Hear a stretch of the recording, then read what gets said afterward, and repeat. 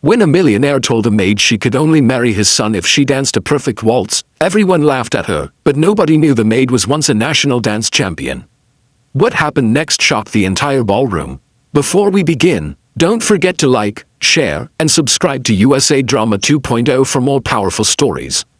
The Crystalwood estate glowed like a palace that night. Golden chandeliers poured warm light over polished marble floors, and guests moved in shimmering gowns and crisp tuxedos, their laughter rising like soft music. The annual Winter Waltz was the crown jewel of the Evergreen Heights HOA, a community known for wealth, elegance, and strict rules. The music floated gently until it reached the doorway where Maya Carter stood. Maya, a young black maid with bright, intelligent eyes, held a silver tray against her apron. She wasn't part of their world.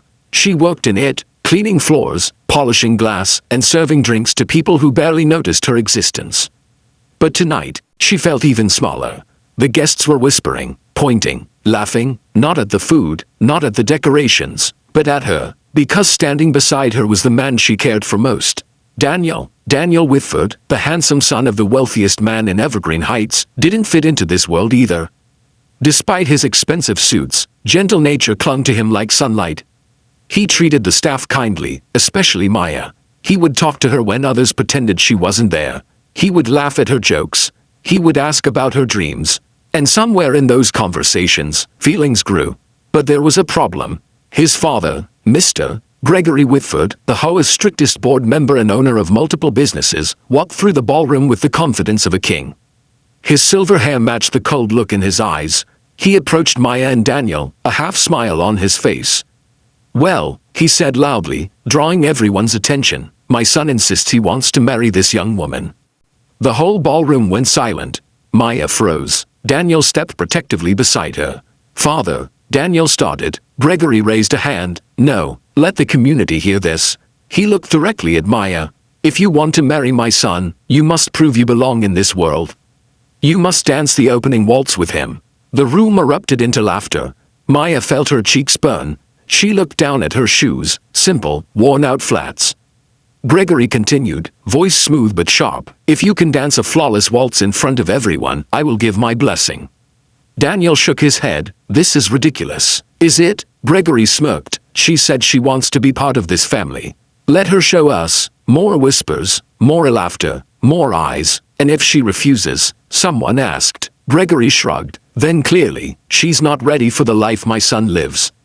Daniel turned to Maya. "You don't have to do this." But Maya lifted her chin slowly. She answered in a quiet voice, "I'll dance." As Maya walked toward the center of the ballroom, the murmurs grew louder. "She's a maid, she'll trip, she doesn't belong on that floor." A group of women in matching royal blue gowns covered their mouths as they giggled. "Imagine thinking you could actually marry into the Whitford family," one of them whispered.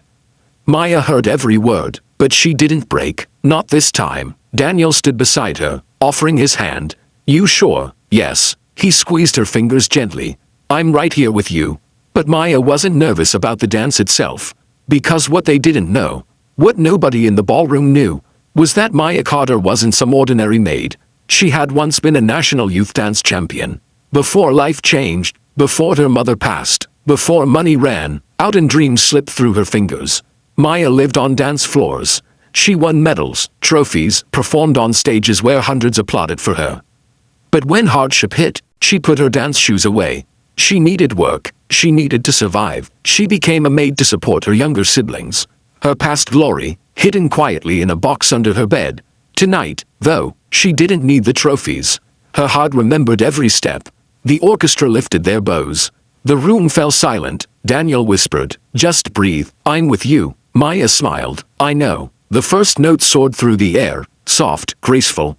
And Maya stepped forward. Her body remembered, her posture straightened, her chin lifted, her feet glided across the floor like she had been waiting for this moment her entire life. The audience gasped. The laughter stopped. Whispers changed from mockery to disbelief.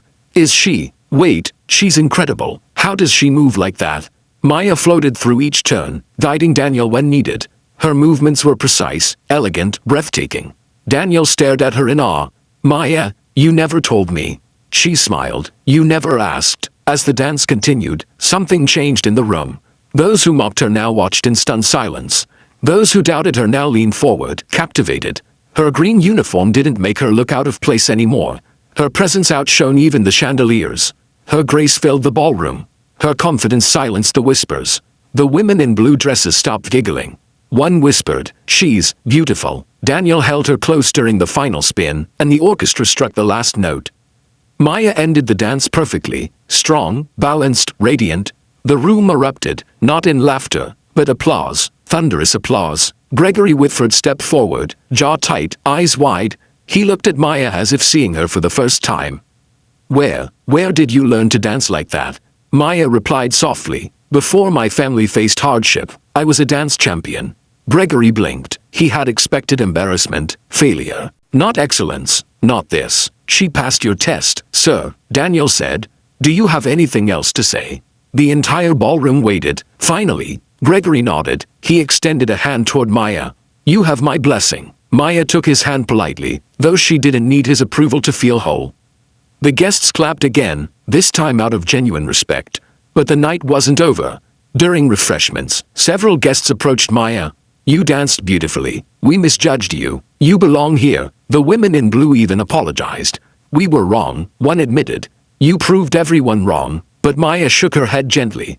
"I didn't dance to prove anyone wrong. I danced to be true to myself." Daniel looked at her with admiration. "I'm so proud of you." She smiled. "I'm proud of me too." Gregory approached once more. "Maya, I misjudged you. Wealth blinds us sometimes, but character, real character, shines through moments like tonight." Maya simply nodded. "Thank you, sir." But she didn't let the moment go to her head. She wasn't there to impress the rich. She was there because of love. Later that night, after the last guests departed and the lights dimmed, Daniel took Maya out to the balcony overlooking the city lights. "You know, I've loved you long before tonight," he whispered. Maya felt her heart race. Daniel continued, "And I don't care about status, money, reputation, none of it matters without you." He knelt on one knee. Maya gasped. Daniel smiled. "Maya Carter, will you marry me?" Her eyes filled with joyful tears. "Yes," she whispered, 1,000 times yes. Daniel stood and pulled her into his arms. Behind them, Gregory watched. From the ballroom doorway, for the first time, his smile was warm, proud, even. The wedding took place months later in the same ballroom where Maya had been mocked. But this time, she didn't wear a maid's uniform. She wore a stunning white gown. She walked with confidence. She felt respected, valued, loved. Guests who once whispered now praised her. And when she and Daniel danced their first waltz as husband and wife, everyone watched in awe again, because this time, they weren't seeing a maid. They were seeing a woman who fought her silent battles and won. At the reception, Gregory spoke before the WA board. "This community prides itself on rules," he began, "but tonight we learned something more important than regulations or appearances." He looked at Maya. "We learned about humility, about kindness, about recognizing potential no matter where someone comes from." He turned to Daniel, "And about following your heart." The WA members nodded in agreement. Maya didn't quit her job after marriage. Instead, she opened a dance academy with Daniel's support, one that offered free lessons for children from struggling families. She gave them what she once lost: a chance, a future, a dream. People admired her even more. She became one of Evergreen Heights' most beloved figures, not because she married wealth, but because she brought hope.